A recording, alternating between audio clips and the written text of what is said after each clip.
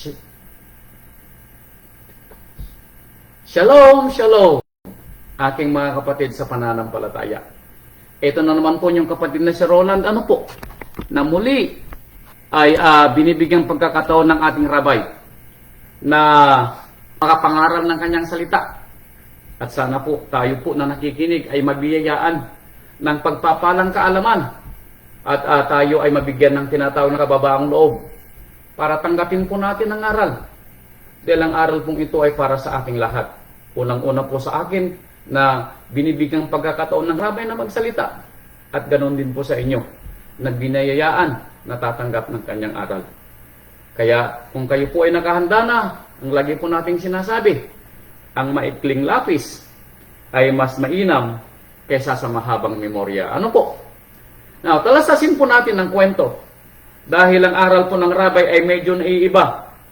Kaya kung tayo po ay nakahanda na, ang pamagat po ng aral ng rabay ay back to the potter's wheel.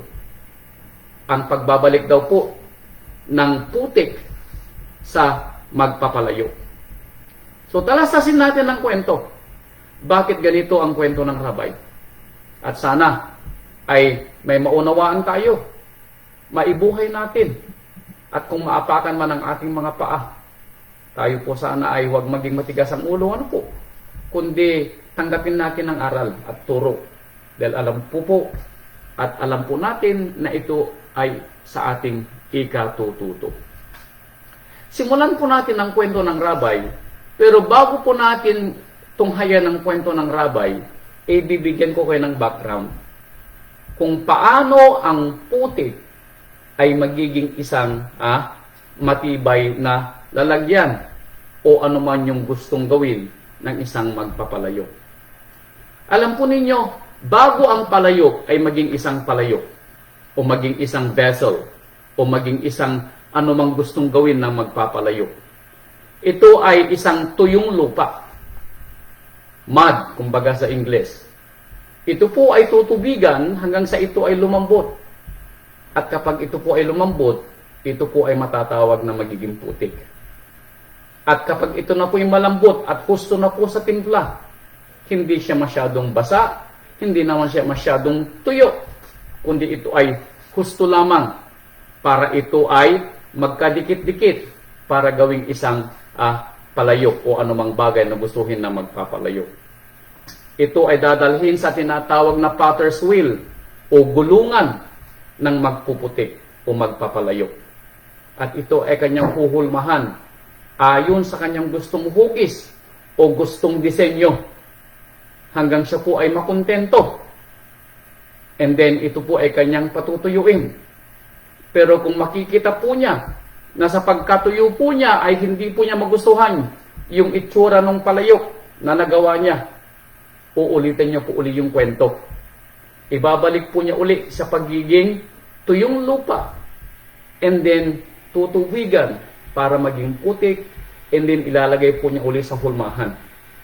At kung ito po ay natapos na uli yung kwento na maging isang palayok o isang bagay na gusto niyang gawin at nakontento po siya, and then, saka po niya ito iluluto para maging matigas at ito'y maging kapaki-pakinabang na kanyang pag-aaring bagay. Dadalhin po niya sa isang porno na ang timplada ay napakainit para tumigas at maging solido yung pagkakayari doon sa bagay na gusto niyang ginawa. And then after that, saka po niya ito didisenyuhan at lalagyan ng mga palamuti, pipinturahan o kung anumang bagay gusto pa niyang gawin, at ito ay magiging isang kaiga-igayang isang bagay na ginawa ng isang magpapalayo. Ganon po yung kwento ng isang putik mula sa magpapalayo. Now, tatalasasin natin ang kwentong ito ng putik kung bakit ganito ang kwento ng rabay, naway maunawaan natin ang kwento. Dahil kung alam natin ang kwento, ano po? Tayo yung putik at si Amang Yahweh ang magpapalayo. Ito ang sabi niya dito sa aklat ni Jeremiah, chapter 18. Ito po ang sabi niya, Sabi niya dito, chapter 18, verse 1 through 6. Talasasin natin ang kwento. Nauulitin ko uli.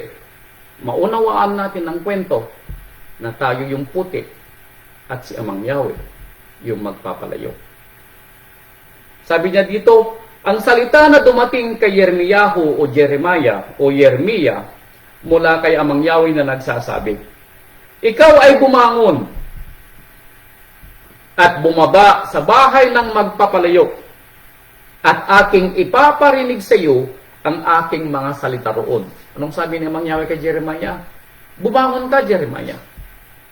Pumunta ka sa bahay ng magpapalayo. Ipapakita ko sa iyo kung paano ginagawa ang isang bagay mula sa kamay ng magpapalayo. Kaya sabi niya dito sa verse 3, nang magkagayon, sabi ni Jeremiah, bumaba ako sa bahay ng magpapalayo.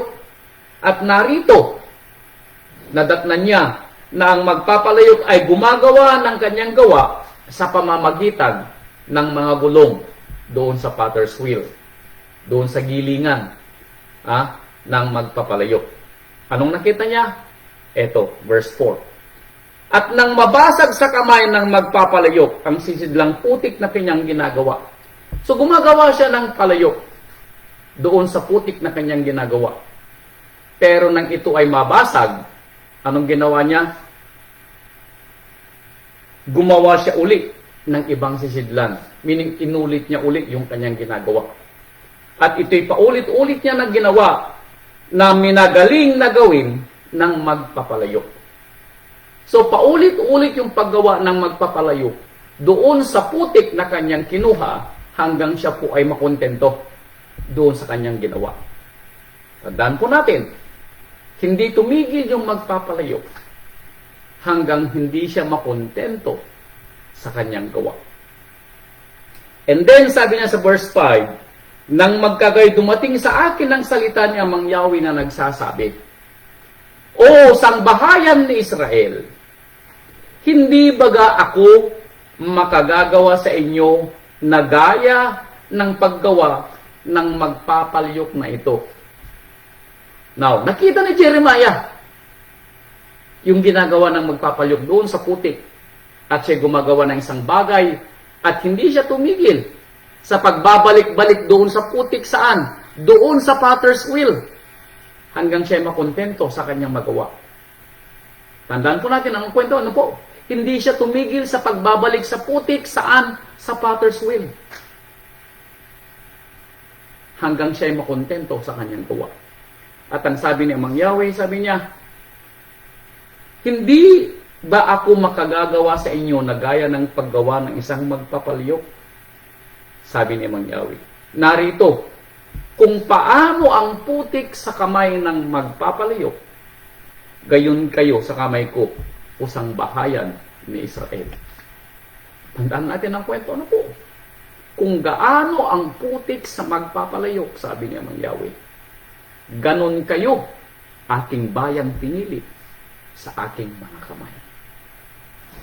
Now, kung ituturing natin na tayo yung putik, at kung ituturing natin na tayo ang pinili sa ating panahon sa sangbahayan ng ating mga magulang, then tayo yung dadalhin ng Ama saan? Sa potter's wheel. At hindi titigil ang Ama saan? Sa pagpapaikot at paghuhulma sa atin hanggang kailan? Hanggang siya po'y makontento. And then kapag nakontento na siya, sa kanya tayo dadalhin saan? Sa nagniningas na hurno para patigasin ang kanyang gawa.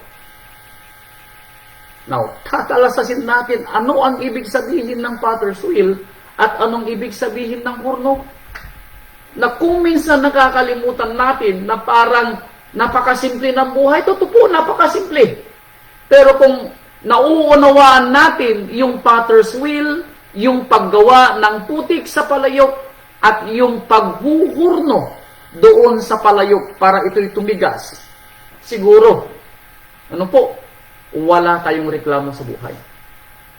Pero hanggat hindi po natin nauunawaan ng kwento na sinasabi ni Amang Yahweh kay Jeremiah, ito yung dahilan kung bakit dinala ni Amang Yahweh si Jeremiah doon sa magpapalayo para makita niya ang kwento ng isang palayok sa kamay ng isang putik. Oh, ano po? Sa itsura ng isang putik. Kaya sabi niya dito sa Isaiah chapter 45 verse 9 na kung sinabi ni Amang Yahweh na kayo Israel ay parang putik sa aking kamay, ito ang sabi ni Propeta Isaiah. Chapter 45 verse 9. Ito yung kwento. Chapter 45 verse 9, sabi niya dito, Saba niya na nakikipagpunyagi sa Elohim sa kanya. Isang bibinga sa gitna ng mga bibinga sa lupa. Magsasabi baga ang putik sa nagbibigay anyo sa kanya, anong ginagawa mo? O ang iyong gawa, siya'y walang mga kamay. Now, makapagsasabi ba daw yung putik doon sa gumagawa? Anong yung ginagawa? Bakit mo ako ginagawang ganito? Pwede bang sabihin daw ba yun ng isang putik? Talasasin natin sa ating buhay. Mayroon ba tayong karapatang magreklamo kung minsan sa mga nangyayari sa ating buhay? Kung tayo yung putik, mga kapatid ko, at si Amang Yahweh yung magpapalayo, tayo ba daw ay may karapatang magreklamo doon sa magpapalayo na kung minsan, ano po, paulit-ulit tayong dinadala ni Amang Yahweh saan? Sa potter's wheel. Bakit? Dahil hindi siya kontento sa pagkakahugis sa atin. Natandaan natin, sino ang mas nakakaalam na mas makakabuti doon sa putik para gawing isang bagay? Yung putik ba ang nakakaalam? O yung magpapalayo? Dahil kung mauunawaan natin ang kwento sa paggawa ng palayo, siguro, mauunawaan din natin ang kwento na mas marunong yung magpapalyo kaysa dun sa putik. Tama po ba o mali? Tama. Kaya, sabi nga dito sa aklat ni Isaiah, pwede bang magreklamo daw yung putik doon sa magpapalyo? Now, ilan kaya sa atin ang paulit-ulit na dadalhin sa potter's wheel bago makontento ang Ama sa kanyang nakikita sa atin. Sabi niya dito sa aklat ng Roma chapter 9. Ito ang sabi dito sa Roma chapter 9. Roma chapter 9. Ito naman ang kwento ni Saulo. Roma chapter 9 verse 20 hanggang 23. Ito ang sabi niya. Ngunit o tao, sino kang tumututol sa Ama? No, sino ba tayo na tumututol o nagtatanong sa mga nangyayari? Sino daw tayo na tumututol? Sasabihin baga ng bagay na ginawa doon sa gumawa sa kanya, bakit mo ako ginawang ganito? Na masasabi daw mo ba, isang putik, kung bakit ka ginawang palyok at hindi baso? O kaya ginawa kang mangkok? Ano po? At hindi paso? Masasabi mo daw ba?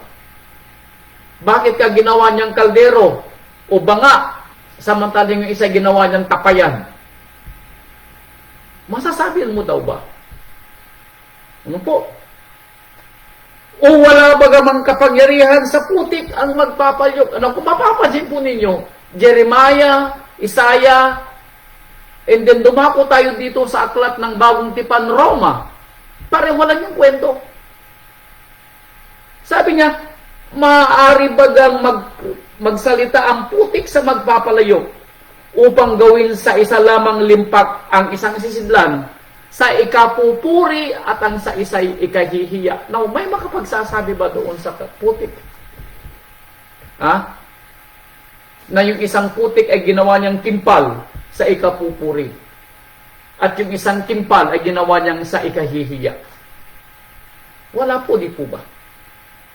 Kaya kung minsan Kung tinitignan natin ang ating sarili sa iba, makikita natin na parang mas higit yung ibinibigay doon sa isang kapatid kaysa sa iyo. Nawang tanong, magrereklamo ka ba? Yung isang kapatid piniling pastor, ikaw hindi. O yung isang kapatid piniling deacon, ikaw hindi. O yung isang kapatid nakapagbigay ng tulong, ikaw hindi. O yung isang kapatid, tumalikod, ikaw naman ay nagpatuloy. Makapagrereklamo ba? O ito ay kagagawan ng magpapalyok? Natandaan natin ang kwento. Hindi tumitigil yung magpapalyok hanggang kailan? Hanggang hindi siya makontento doon sa ginagawa niyang putik. Baka marami sa atin ang nasa potter's wheel pa rin dahil pabalik-balik ang paggawa niya sa atin. Hindi siya nakukontento sa ating mga nakikita. O hindi siya nakukontento, should I say, sa nakikita niya sa atin at mulit-muli niyang ibinabalik sa potter's wheel. Ano yung potter's wheel? Yung mga karanasan natin sa buhay para tayo matuto. Yun ang potter's wheel. At hindi tumitigil yung pagbibigay ng Ama sa atin ng mga karanasan na mararanasan natin sa buhay hanggat hindi siya nakukontento sa magiging outcome ng ating buhay. Kaya patuloy po ang pag-ikot ng potter's wheel. Dahil gustong makita ng Ama ang kagandahan ng kanyang ginagawa. Kaya sabi niya sa verse 22, ano kung ang Ama ay iniibig na ihayag ang kanyang kagalitan at ipakilala ang kanyang kapangyarihan, ay nagtiis ng malaking pagpapahinuhod sa mga sisidlan ng galit na nangahahanda sa pagkasira. At upang maipakilala ang kayamanan ng kanyang kaluwalhatian sa mga sisidlan ng awa na kanyang inihanda nung una pa sa kaluwalhatian. Kaya may pagkakataon ng isang kapatid ay nakakaranas ng mga siphayo sa buhay. Baka sakaling gusto niyang marinig doon sa nasiphayo na bagamat siya ay nasiphayo na, niluluwalhati pa rin niya ang ating Ama. Parang yung kwento ni Job, na bagamat si Job ay nasiphayo, narinig ko na may sinabi si kapatid na Teresa kay Job, na bagamat siya ay nasiphayo, hindi nagkulang si Job, napapurihan si Amang Yahweh. Baka ganun ang gusto niyang gawin sa atin. Pero hindi naririnig ng Ama yung pagpupuri habang tayo po'y sinisiphayo. Reklamo ang naririnig niya sa atin. Kaya dahil hindi siya kontento sa narinig niya sa atin, anong gagawin uli ng Ama? Ibabalik kanya uli doon sa potter's wheel.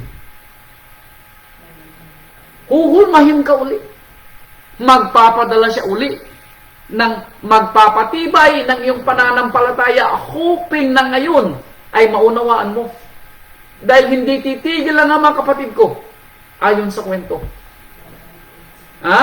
Anong sabi niya kanina sa Jeremiah? Hindi tumigil yung magpapalayog sa kaikot ng kanyang potter's wheel doon sa putik hanggang kailan? Hanggang siya ay makontento. Hanggang siya ay makontento. Hindi ikaw tao ang magsasabi na kontento ka na. Hindi ikaw tao. Si Amang Yahweh ang magsasabi. Kaya sabi niya dito sa Isaiah chapter 29 verse 16, Isaiah 29 verse 16. Kaya mga kapatid ko, talastasin natin ang kwento.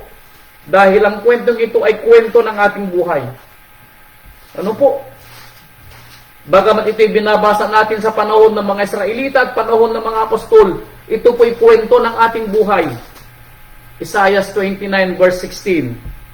Sabi po niya dito, kayo'y na nagbabaliktad ng mga bagay. May ibibilang bagang putik ang magpapalyok upang sabihin ng bagay na yari sa may gawa sa kanya, hindi niya ginawa ako. O sabihin ng bagay na may anyo tungkol sa nag-anyo, siya'y walang unawa. Now, sasabihin mo baga, ikaw na naanyuan, doon sa nag-anyo, hindi mo ko ginawa. Nang iitsapero mo ba si Amang Yahweh dahil hindi mo gusto ang nangyayari sa iyo putik doon sa ginawa sa iyo ng nag-anyo? Sasabihin mo ba sa nag-anyo, hindi mo ko ginawa at wala kang unawa sa paggawa mo sa akin? Sasabihin ba natin na hindi nauunawaan o hindi alam ni Amang Yahweh kanyang ginagawa sa atin? Bakit? Dahil hindi natin gusto yung nangyayari sa atin? Ulitin ko, tayo ay putik sa kamay ng magpapalayok. At tayo yung putik, si Amang Yahweh yung gumagawa. At kung tayo ay pinili ng Ama na gawing putik sa lahat ng mga putik na ilalagay niya sa kanyang mga kamay para hulmahin at gawing isang napakagandang bagay, at hindi siya titigil hanggat hindi siya makukontento. Tandaan nyo ginagawa pa lang tayo sa potter's wheel hindi pa tayo nilalagay sa hurno. Dahil kapag nilagay na tayo sa hurno, anong mangyayari sa hurno? Ito'y kanyang sisilaban sa napakataas na init para tumigas at maging puro at maging solido yung bagay na ginawa niya. Then and only then, saka pa lang tayo titigil sa potter's wheel. Tandaan natin ano po, tayo ay pinili ng Ama sa kalipunan ng mga tao. Natutuwa tayo noon ng pagkapili. Ngayon at napili ka at dinadala ka sa potter's wheel, nagrereklamo ka na ba? At sasabihin mo doon sa gumagawa, wala kang unawa. Ouch! Masasabi ba nating walang unawa si Amang Yahweh? Samantalang siya ang gumawa sa atin. Kaya sabi niya dito sa Roma chapter 11 verse 34. Roma ba ito? Tingnan natin kung Roma itong sinasabi dito.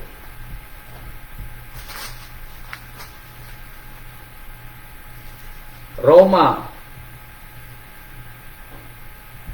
verse 34. Ito sabi niya, sapagkat sino ang nakaalam ng pag-iisip ni Amang Yahweh? Now, sinasabi kanina sa Jeremiah o sa Isaiah, kakusana, wala kang unawa. Sinasabi daw ng putik doon sa magpapalayo. Bakit hindi gusto ng putik yung pagkagagawa sa kanya? Wala kang unawa na gumawa sa aking magpapalayo. Now, tanong ng Roma, sinong nakakaalam sa pag-unawa ni Amang Yahweh? Now, kung alam natin ang kwento, fathers knows best. Mothers knows best. Alam ba ng anak kung anong gustong ipahiwat ng kanyang ama at ng kanyang ina na ito'y para ikakabuti niya? Hindi po niya alam. Mauunawaan lang niya ang kwento pag nakita na niya ito at naunawaan. Ganito rin ang kwento dito. Kaya sabi niya, sinong nakakaunawa o nakakaalam sa pag-iisip ni Amang Yahweh? O sino ang kanyang naging kasanggunin? Sino daw? Kung hindi natin kilala at kung hindi wala tayong pangunawa sa katalinuhan ni Amang Yahweh, abay, wala tayong karapatang magtanong, ano po? Nasabihin natin sa gumagawa, bakit mo ko ginawang ganito at hindi ganoon? Bakit ako ipinanganak sa isang mahirap na magulang samantalang pwede naman akong ipanganak sa isang mayaman? Hindi po natin alam ang kwento, ano po? Ako, ganun ang aking katanungan noon, nung panahon ko, na maliit pa ako, na nakita kong kahirapan. Bakit? Dahil ayoko na magutom. Ayokong matulog na gutom. Kaya nirereklamo ko ang aking sarili, bakit ako pinanganak sa isang mahirap samantalang pwede naman akong ipanganak sa mga mayayaman. Pero ngayon naunawaan ko na ito pala ay sa aking ikatututo. Para maunawaan ko pala na mas maganda yung ibinigay sa akin ni Amang Yahweh na buhay sa aking mga magulang dahil nakita ko yung pagmamahal ng aking mga magulang at nakita ko ang kanilang pagpupunyagi. At ito'y aking tinularan na ipapaunawa ko rin sa aking mga anak at mga apo. Kaya sabi dito sa unang Korinto chapter 10 verse 22, unang Korinto chapter 10 verse 22, ito po ang sabi niya. 1 Corinthians chapter 10 verse 22, ito po sabi niya, minumungkahi baga natin sa panilibugho ang Mesyas, tayo baga ay lalong malakas kaysa sa Kanya? Minumungkahi ba daw natin ang ating manunubos at ang ating Ama sa pagkapili sa atin? Bakit? Dahil sinasabi natin hindi tama ang pagkapili mo sa akin. Bakit? Dahil kung pinili mo ako na magmamana ng iyong kaharian, bakit ganitong nararanasan ko sa buhay? Samantalang nung napili ka, ang tuwa natin, ano? Ngayon at dinadala tayo ng ating Ama sa pamamagitan ng ating rabbi doon sa Potter's Wheel, abay ayaw natin ng kwento. Gusto natin sa buhay, yung comfort tayo. Yung hindi tayo nakakaramdam ng anumang mga tinatawag na mga suliranin at mga bagabag sa buhay. Abay, hindi po yun ang kwento ng Potter's Wheel.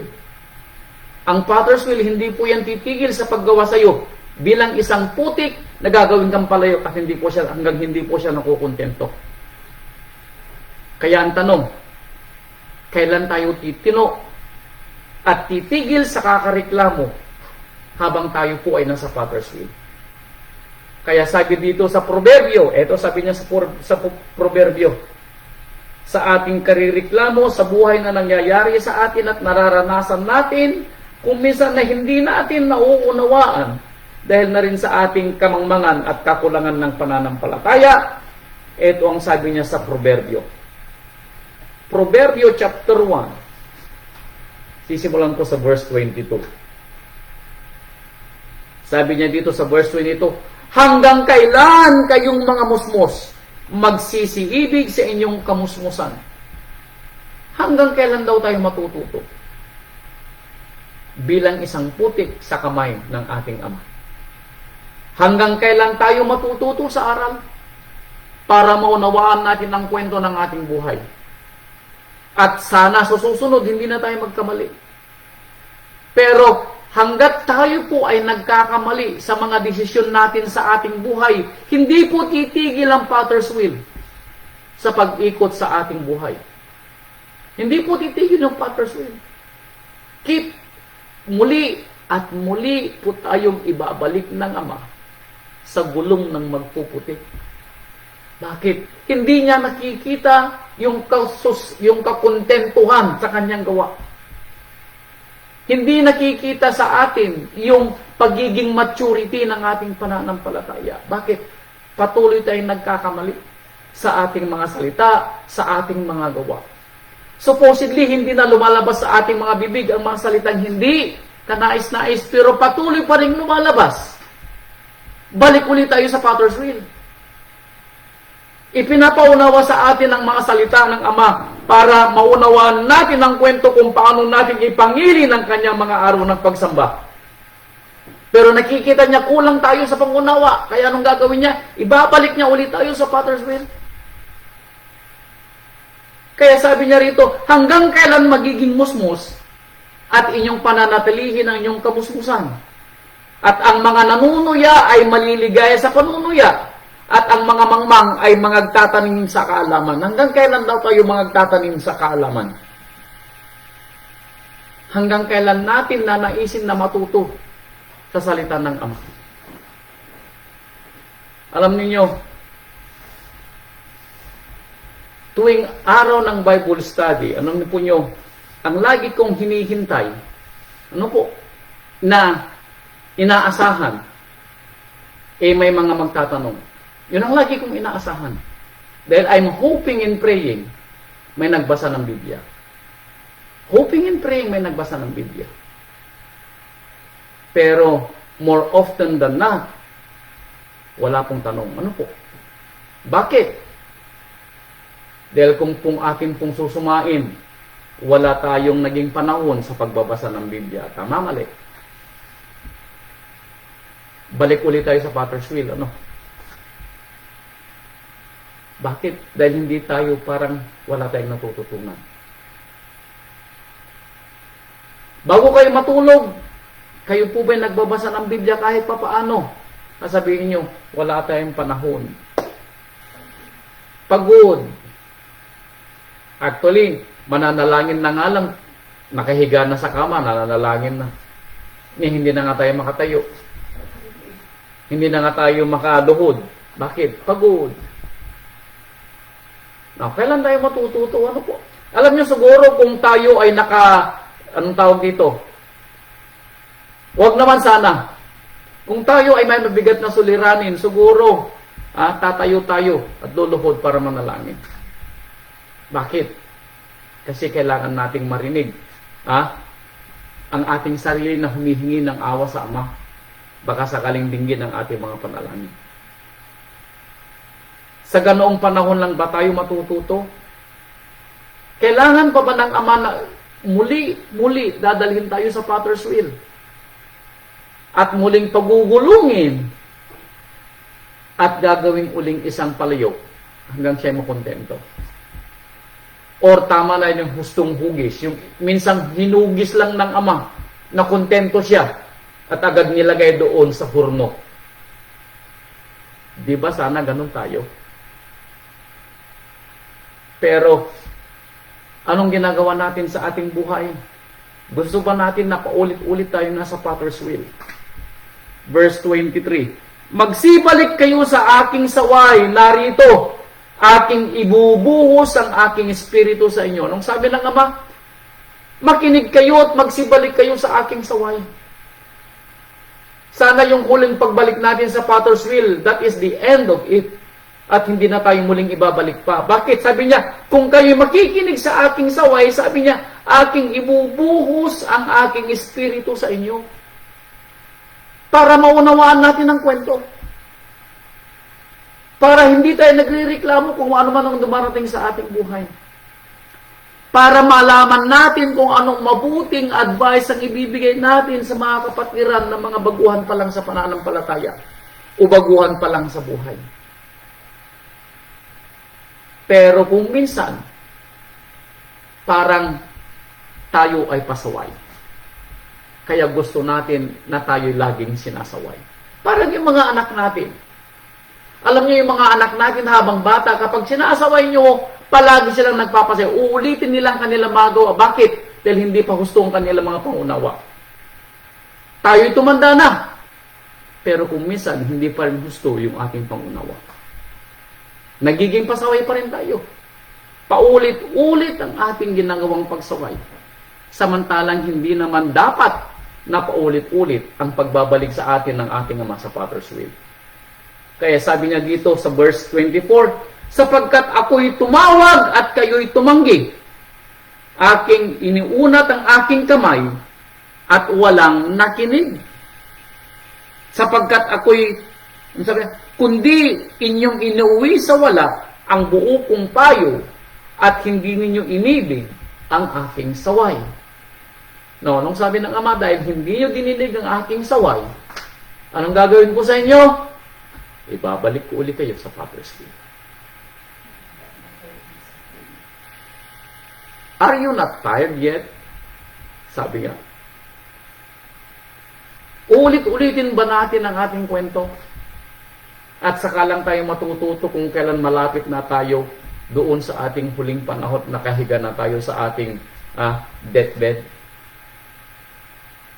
Doon lang ba tayo matututo, mga kapatid ko? Sabi dito sa Isaiah chapter 1, verse 5 and 6. Isaiah chapter 1, verse 5 and 6.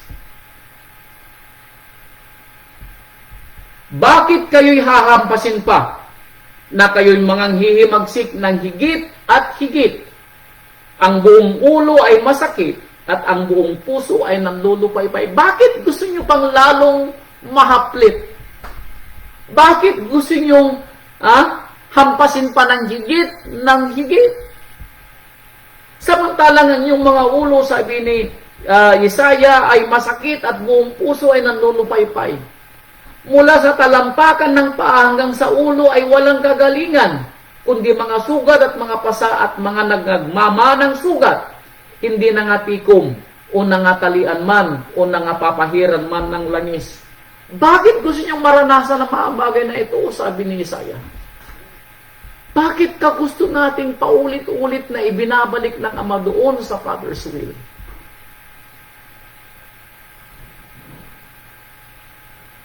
Hindi na ba tayo matatapos sa Potter's wheel? Alam nyo, kapag palagi tayong nasa Potter's wheel, hindi tayo magiging vessel o bagay na magagamit ng Ama, because until then, tandaan nyo ulit yung kwento sa Jeremiah, hanggat hindi nahuhusto ang magpapalyok doon sa ginagawa niya, hindi siya titigil sa Potter's wheel. Titigil lamang siya sa paggawa kapag kontento na siya, and then sa kanya dadalhin sa hurno. Now, bagamat dadalhin niya sa hurno, sigurado siya na mamapanatili ng palyok ang pagkakagawa sa kanya. Bakit? Dahil sinigurado siya ng magpapalyok. Almost perfect siya, or perfecto na siya sa pagkakagawa. At wala na siyang kapintasan. Pero ang kwento dito ni Isaiah, sabi niya, bakit ka gusto natin, sabi niya, na kayo ay hahampasin pa dahil sa inyong mulit-muling pagsaway ng Ama? Bakit niya? Bakit? Jeremiah chapter 19 verse 11. Ito po yung kwento. Sabi niya dito sa Jeremiah 19:11. Jeremiah 19:11.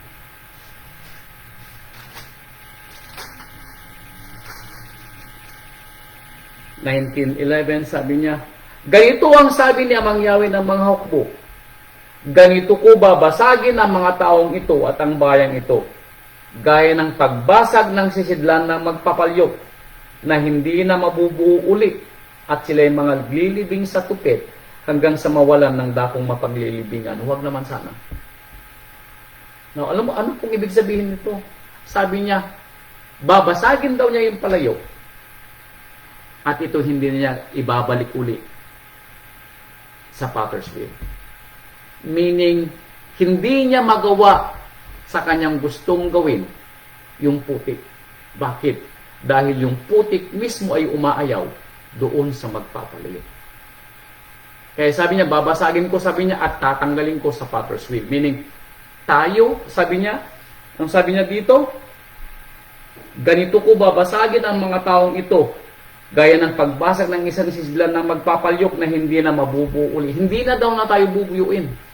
Si Amang Yahweh mismo ay aayaw at papalitan na ng putik, ng ibang putik, yung nakalagay na sa kanyang kamay. Huwag naman sana. Ibig sabihin, dito natin makikita na kung ang magpapalyok ay hindi makontento doon sa kalidad ng putik, at ito ay parang hindi magandang putik na gawing isang sisidlan, anong gagawin daw ng magpapalyok? Papalitan niya yung putik. Dudurugin niya o itatapon yung putik na hinahawakan niya ng una. At ito'y kanyang ipagwawalang bahala. Bakit? Dahil hindi niya ito magawa sa gusto niyang gawin. Huwag naman sana na mangyari sa atin. Huwag naman sana.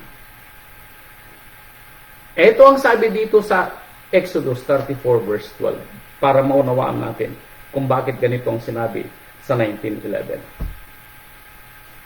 Exodus chapter 34 verse 12.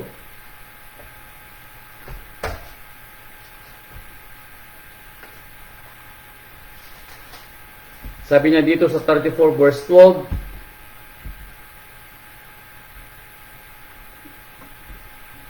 no, not 34 verse 12, Exodus 16 verse 4.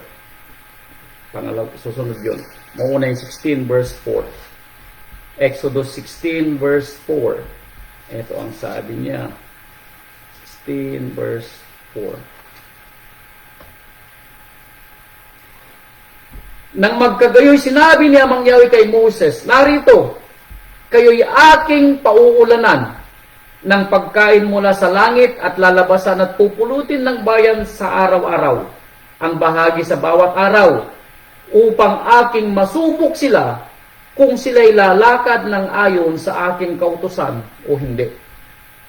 Now, ano yung kwento dito sa Exodus? Bakit napunta tayo sa Exodus? Now, bibigyan ng din ng rabay yung kwento ng Exodus 16. Nang unang magpaulan ng mana, anong sinabi ng Ama? Mamulot kayo ng husto sa inyo. Walang kulang, walang sobra. May takal.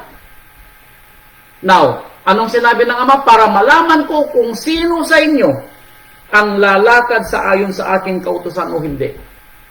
Now, mana is blessing. Tama? Tama. Now, anong ginawa ng bayang Israel nang sila pumunta sa labas para mamulot ng mana? Lahat ba ng bayang Israel ay namulot ayon sa sukat na itinadhana ng Ama? Now, sa women's ministry, alam niyo yung kwento. Anong ginawa ng bayang Israel? May pumulot ng sobra-sobra. Tama? Yes. Pero nang dalhin nila sa kanilang mga kampamento, sa kanilang mga tolda, anong nangyari? Ng kanilang sukatin, walang sumobra. Now, anong ibig sabihin nito? May mga pagkakataon na yung ibinibigay sa atin ni Amang Yahweh na mana sa ating buhay na kanyang pagpapala. Ano po? Sinabi sa atin kung saan dadalhin yung ating mana.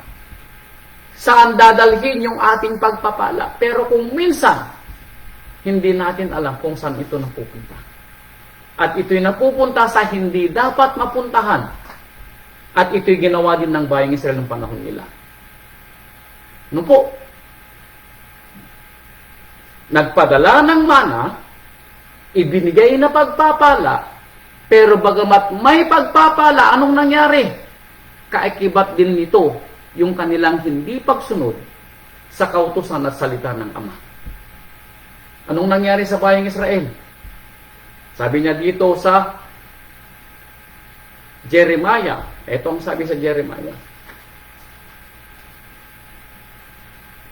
Jeremiah chapter 18. Sabi dito sa Jeremiah chapter 18. Ng Jeremiah, Deuteronomio kako sana. Chapter 8 verse 2. Not Jeremiah. Deuteronomio chapter 8 verse 2.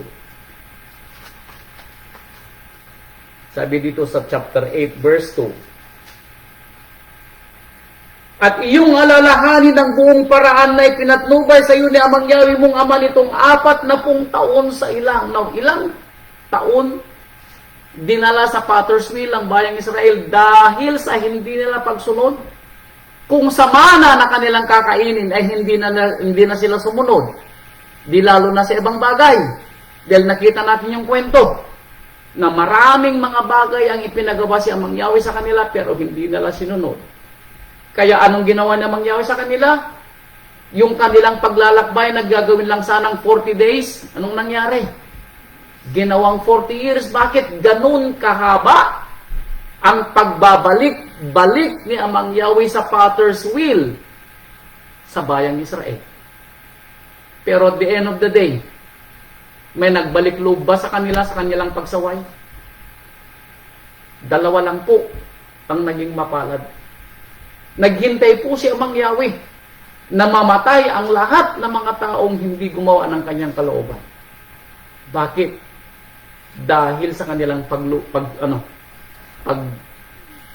hindi pagsunod sa kalooban ng Ama, sa paglabag ng kanyang kautusan. Pagpapala na yung mana, pero nakita natin na sa pagpapala ng Ama, mayroon pa rin hindi nakasunod. Sumunod na kwento. Judge o Hukom, chapter 3. Ito naman yung kwento kung bakit ito nasasama. Dahil tandaan nyo yung kwento kanina, sabi niya, dahil hindi kayo nagiging karapat-dapat na putik, anong sabi niya? Papalitan ko kayo sa aking mga kamay. At hindi nabubuhin ulit. Huwag naman sana.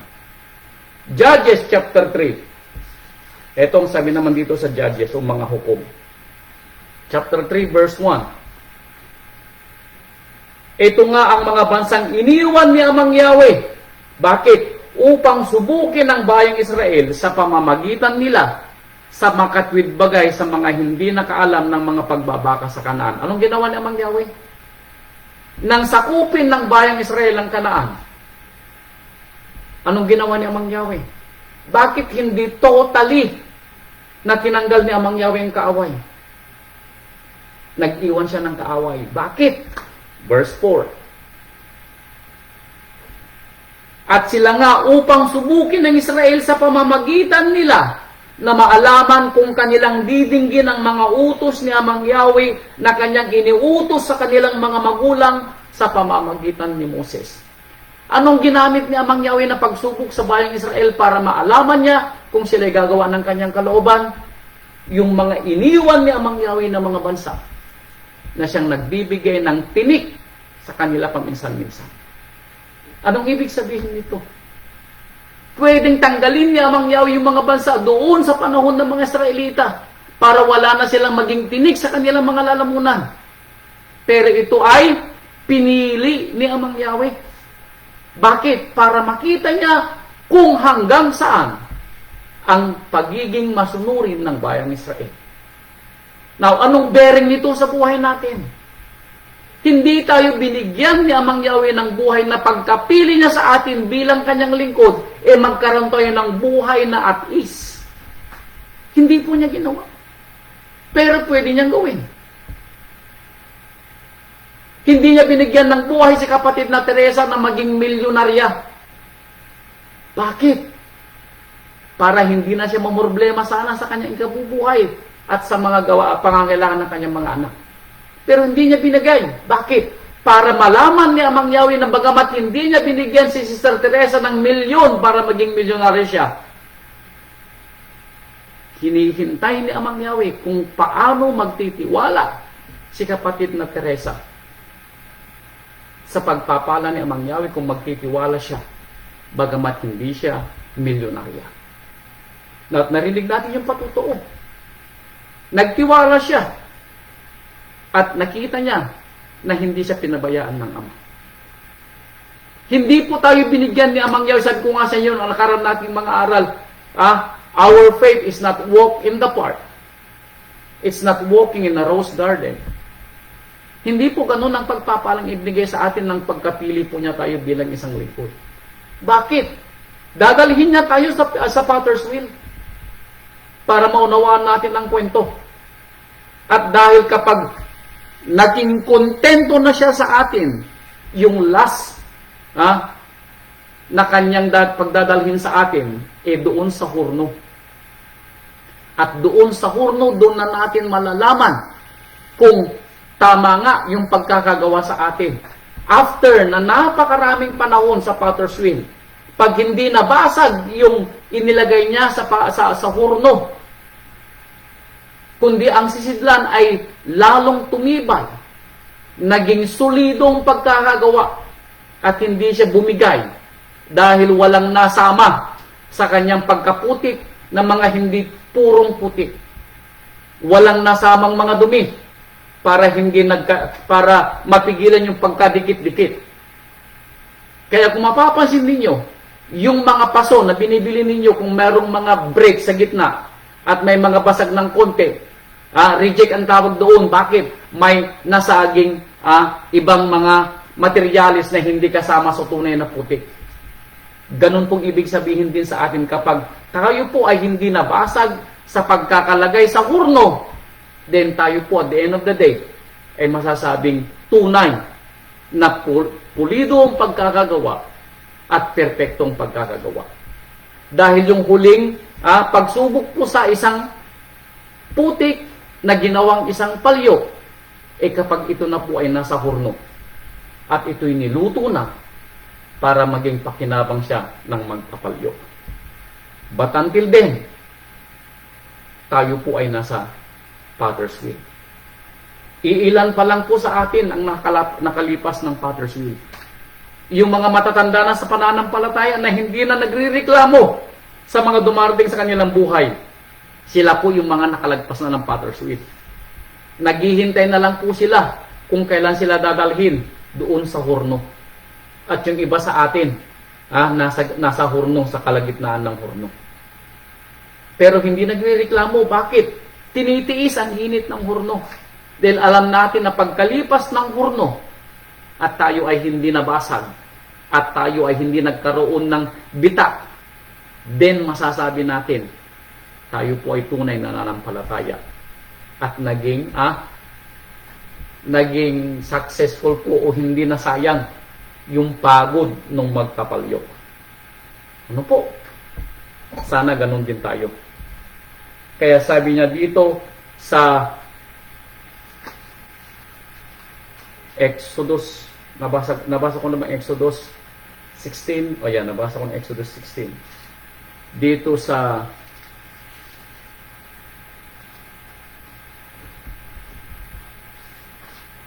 Hosea chapter 4 verse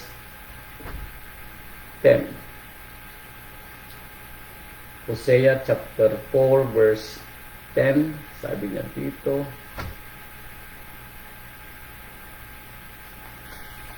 Hosea 4:10. Ito ang sabi naman ng Hosea. Hosea 4:10. Sila ay magsisikain at hindi mga bubusog. Sila ay magpapatutot at hindi dadami, sapagkat sila ay nangagwalang bahala kay Amang Yahweh. Now, anong ibig sabihin ng Hosea? Ito yung sinasabi kanina sa Jeremiah, na kung hindi karapat-dapat yung putik sa pagkakaputik at tatanggalin ng Ama at papalitan. Makikita natin yung mga pinalitan. Sila ay magpaparami pero hindi sila mabubusog. Anong ibig sabihin nito? Sila ay walang magiging kontento sa buhay. Sila yung mga kanilang iisipin na ang kanilang pag-aari ay sa sanlibutan. Sila yung mga maghahanap buhay na hindi makakaisip magpahinga dahil ang kanilang iniisip, ito ay palaging kulang sa kanila. Wala silang kakontentuhan sa pagpapalang ibinigay ng Ama. Hindi nila mauunawaan na yung kanilang pagpapala dapat husto sa kanila. Kaya kung mapapansin natin, yung mga lumabag sa kautusan nung ang ating Ama ay nagpadala ng mana, marami sa kanila ang lumabag sa kautusan. Bakit? Namulot sila ng sobra-sobra. Pero nang ito'y timbangin, wala namang sobra. Itong narinig natin sa Hosea, ito yung mga nagpaparami, pero hindi naman nabubusog. Ito yung mga nakakalimot sa pangako na hindi karapat-dapat na gawing isang tunay na magpuputik dahil hindi husto yung kanilang pagkaunawa. Kaya sabi dito sa Lucas chapter 12 verse 15, para hindi tayo maging kasama doon sa putik na babasagin at hindi nabuuin uli. Ito ang sabi dito sa Lucas 12:15. Narinig na natin ito, pero isinasama ng rabay sa kanyang aral sa putik. Bakit? Baka tayo maging katulad ng putik na nasa kamay na ng Ama, pero hindi tayo magawa sa gusto niyang gawin. Bakit? Parang may kulang doon sa putik. Ano po? Sabi niya dito sa verse 15, at sinabi niya sa kanila, mangagmasid kayo at kayo mag-ingat sa lahat ng kasakiman. Ito yung nadagdag doon sa quality ng putik. Kaya hindi maayos ng magpuputik yung palayok mula sa putik. Bakit? May ingredient yung putik na hindi dapat kasama sa pagiging putik niya. Tayo ay may nilalaman sa ating mga puso na hindi karapat-dapat maging pag-aari o maging, anong tawag dito, maging karakteristik ng isang tunay na nananampalataya.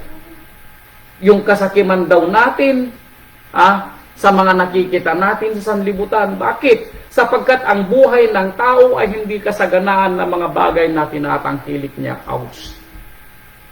Alam niyo po bang ito ay isinama ng rabay dahil nakikita ng rabay na karamihan sa atin ay baka maging ganito ang kanilang maging mga pangunawa. Tanong na lang natin sa ating sarili. Nakikita natin sa ating mga anak. Ang uno na lang nilalabag sa araw ng pagsamba ay ang kanilang mga trabaho. Tama po ba o mali? Yes. Yung kagustuhan nilang umasenso kapag sila may negosyo. Maalala ko na naman yung sinabi ni Pastor Dondon doon sa isang kapatiran natin. dahil napakahina daw ng kanyang negosyo at nakikita niya na parang malakas kapag araw ng pagsamba. Iniisip niya ngayon na magbukas sa araw ng pagsamba. See that? Hindi niya iniisip na siya makakalabag sa salita ng Ama. Ang iniisip niya, anong iniisip niya? Kumita ng malaki sa araw ng pagsamba. Pero mabuti na lang hindi pa niya ginawa. I pray na hindi niya gawin. Bakit? Otherwise, matutulad siya dito sa chapter 12, verse 15 ng aklat ng mga salita ni Lucas. At ito'y nangyayari din sa atin, mga kapatid ko. Sa kagustuhan natin na madagdagan yung ating mga pag-aari na sa pangunawa natin ay kulang. Ito yung problema sa atin, sa pangunawa natin ay kulang. Kaya mga kapatid ko, sinusobrahan natin ang paghahanap buhay, pero at the end of the day, hindi natin makikita yung sobra. Hindi natin makikita yung sobra. Bakit? Sabi sa Hosea, sila ay nagpapakarami at kumakain pero hindi sila nabubusog. Sinusobrahan natin ng trabaho pero wala tayong nakikitang sobra sa ating kinikita. Bakit? Bakit? Dahil hindi mo inuuna ang salita ng Ama. Dahil sa ginagawa mo, kapatid ko, baka kasama ka doon sa putik. Na at the end of the day, mas kinapaulit-ulit. Alam niyo po yung nakakatakot doon sa putik. Yung paulit-ulit na ginagawa ng magpuputik doon sa potter's wheel. And at the end of the day, hindi niya ma-mold yung putik dahil may kulang sa putik. Anong gagawin niya sa putik? Itatapon daw niya at papalitan ng ibang putik. Kung tayo yung putik na hindi maihulma ng magpuputik. Bakit? Dahil kulang tayo sa ingredient. Ano man ang gustong gawin ng magpapalyok, kung kulang tayo sa ingredient bilang isang mabuting putik, abay kapatid ko, itatapon ka na magpuputik. Baka kulang ka sa tubig. Ibig sabihin, baka kulang ka sa aral. Kulang ka sa pangunawa, kaya hindi ka natututo. O kaya mayroon kang pinagkakabalahan ng masigit doon sa aral ng Ama. I pray nang dahilan lamang alam nyo, yung pagiging pagsaway natin kahit pa paano, hindi pa nagsasawa o hindi pa tayo tinalikuran nung magpuputik. Kailangan lang natin ng kaunting dagdag na saway. At hoping at the end of the day, tayo po'y matuto. Pero yung nakakatakot na tayo ay itapon na magpuputik dahil mayroon tayong ingredient na hindi kasama sa pagiging putik. Hindi kasama sa pagiging isang tunay na mananampalataya. Huwag naman po sana po. At ang unang binanggit ng rabbi ng dahilan kung bakit hindi tayo mapapasama sa pagiging isang mabuting putik ay yung pagiging kasakiman sa mga pag-aari ng sanlibutan. Yun po ang una na nakikita ng rabbi na nagiging dahilan kung bakit marami ang tumatalikod at hindi nakapagpapatuloy sa pananampalataya. Yun po yung unang dahilan. At ako'y nananampalataya na totoo ang sinabi ng rabbi. Yun ang unang dahilan sa isang tunay at tapat na lingkod. Yung ipapanguna niya ang kanyang pangangailangang material at hindi yung pang-spiritual. Huwag naman po sana. Ano po? Kaya sabi dito sa Isaiah chapter 10 verse 15. Isaiah 10 verse 15.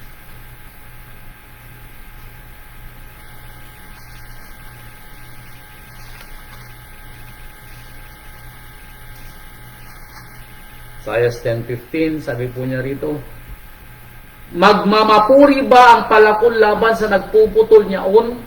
O nakapagmamalaki ba ang lagari laban sa humahawak niyaon? Gaya ng kung ano ang pamalo ay makapagpapanginig sa kanila na nagtataas niyaon, o gaya ng kung ang tungkod ay nagtataas sa tao na hindi kahoy. Now, makapagmamapuri daw ba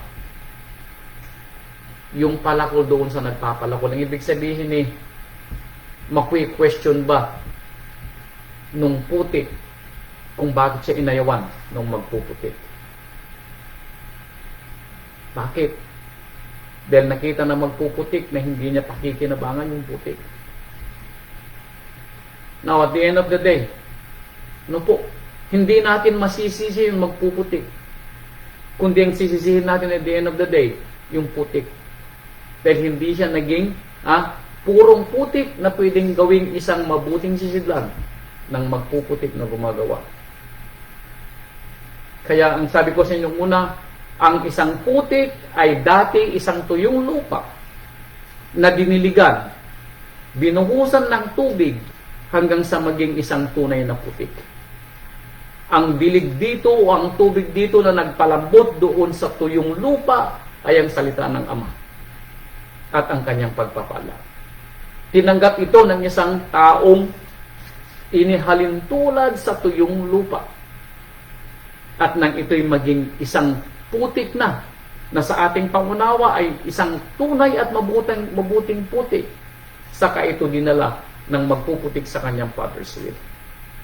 Pero at the end of the day, hindi pala nahusto yung pagkakaputik ng tuyong lupa. Kinulang siya sa tubig.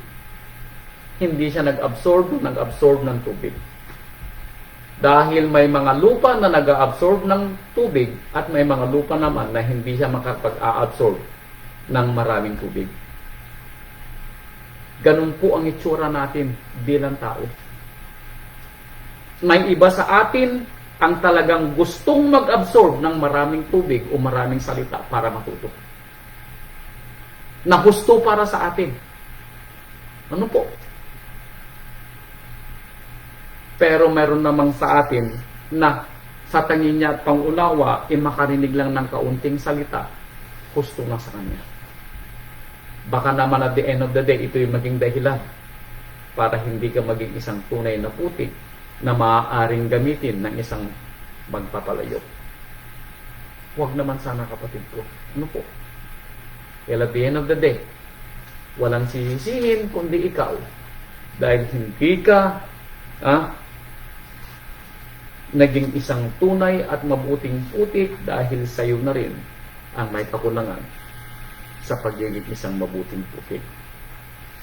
Jeremiah chapter 18. Uulitin ko ulit yung sinabi sa Jeremiah chapter 18 verse 4. Ang sabi niya sa verse 4, bakit ipinauulit ito ng rabbi? Para maunawaan natin ang kwento ng Jeremiah chapter 18 verse 4. Sabi niya, at nang mabasag sa kamay ng magpapalyok ang sisidlang putik na kanyang ginagawa, ay anong ginawa niya?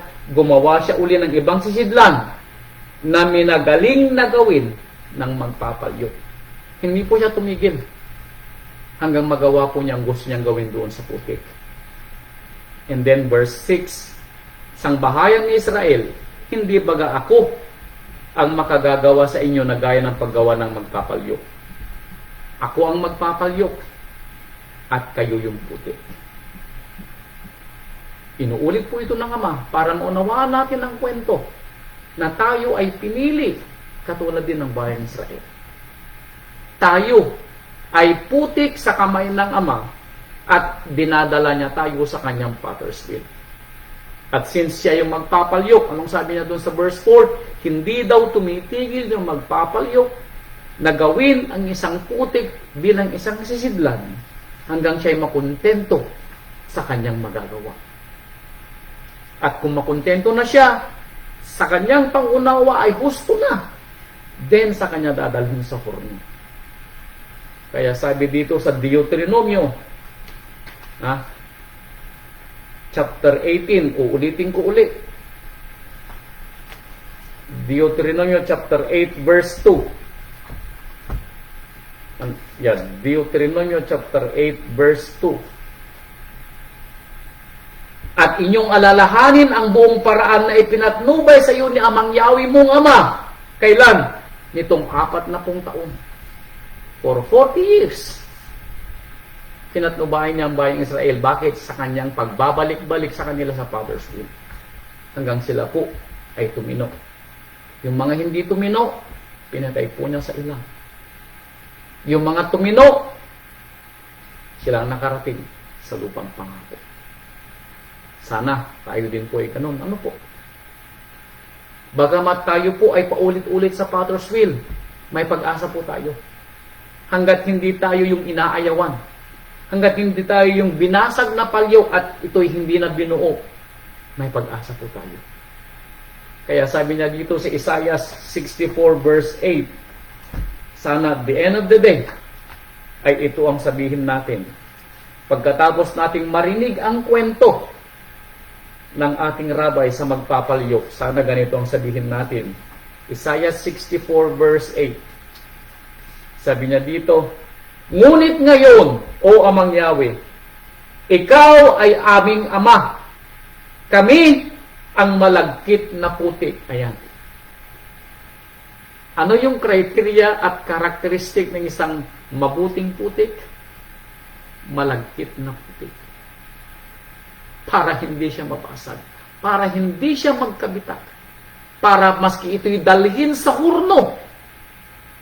Habang ito'y nasa hurno, lalong nagdidikit yung kanyang mga bahagi. Bakit? Husto siya sa tubig, husto siya sa itsura, husto siya sa moisture, husto siya sa pagkaputik. Bakit? Dahil ito ay isang mabuti at malagkit na putik. Siya po ay natuto sa salita ng Ama. Nahulma po siya sa kautusan na. At siya po ay natutong ibuhay ang salita ng Ama. Na habang tumatagal, lalo po siyang nagiging malagkit na putik.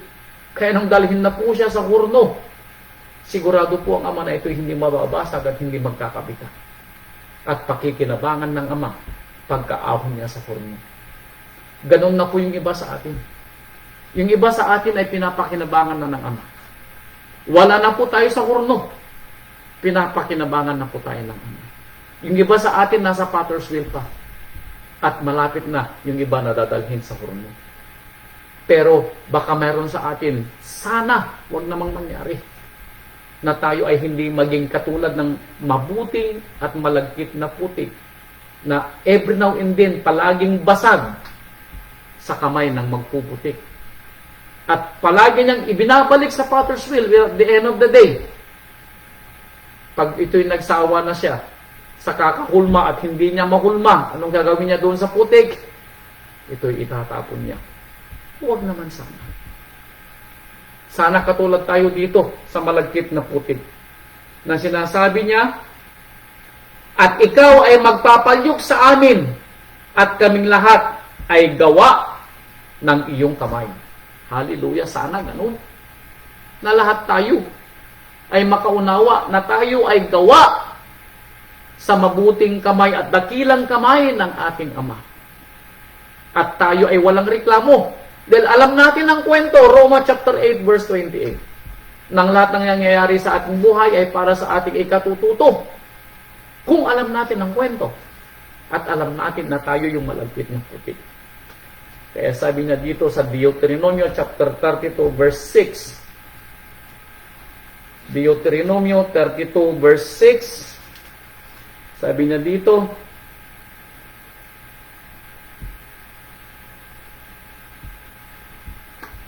ganyan ba ninyo ginaganti si Amang Yahweh umangmang na bayan at hindi pantas?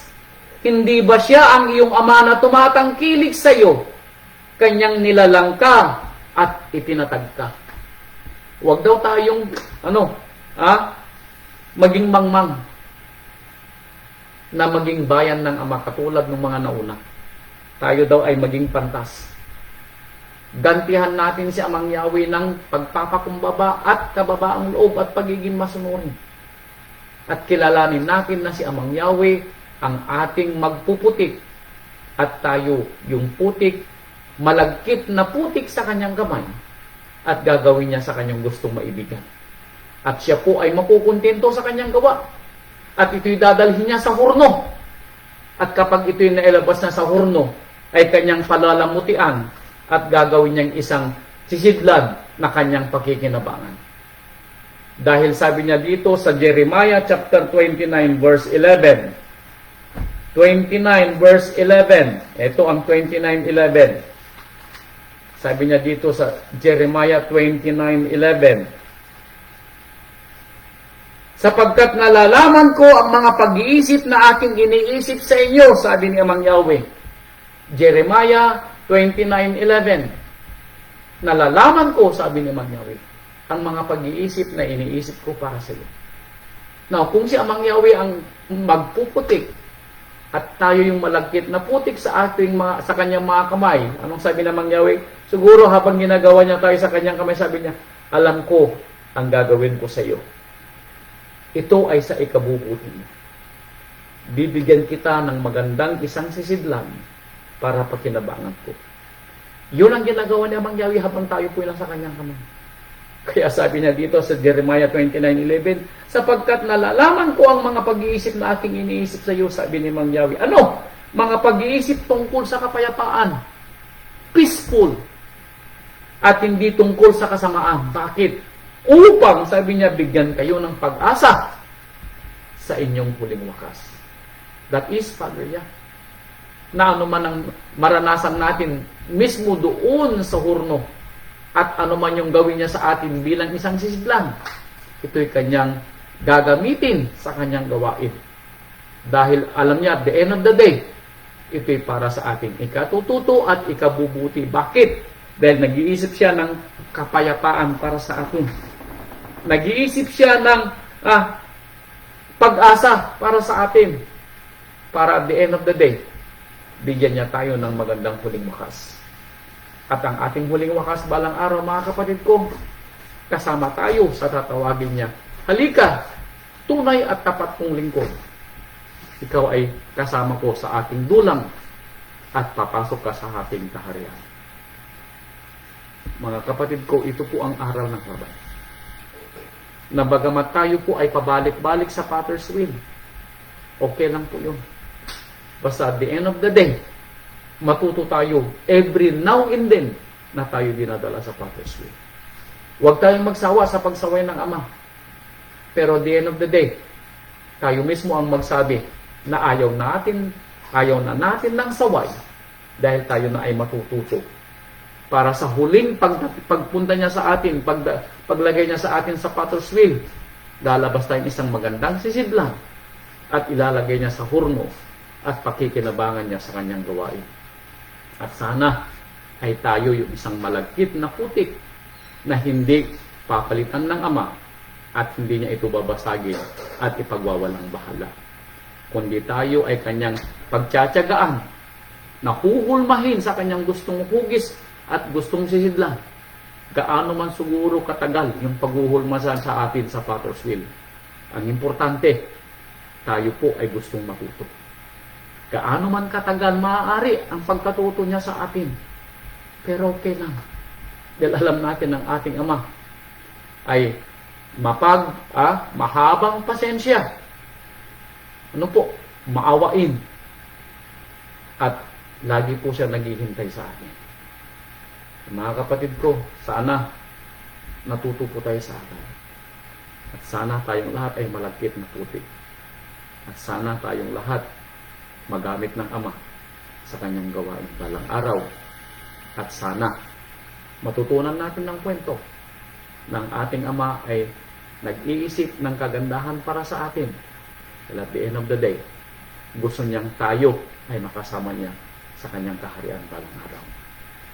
Hallelujah. Ito po yung kwento ng ating rabay, mga kapatid, at ito po yung kwento ng isang putik sa kamay ng isang magpapalayo. Salamat po sa inyong lahat, mga kapatid ko. Purihin ang ating Amang Yahweh. Purihin ang ating Rabbi Yeshua HaMashiach. Magandang gabi po sa inyong lahat. At Shabbat Shalom po. Hallelujah.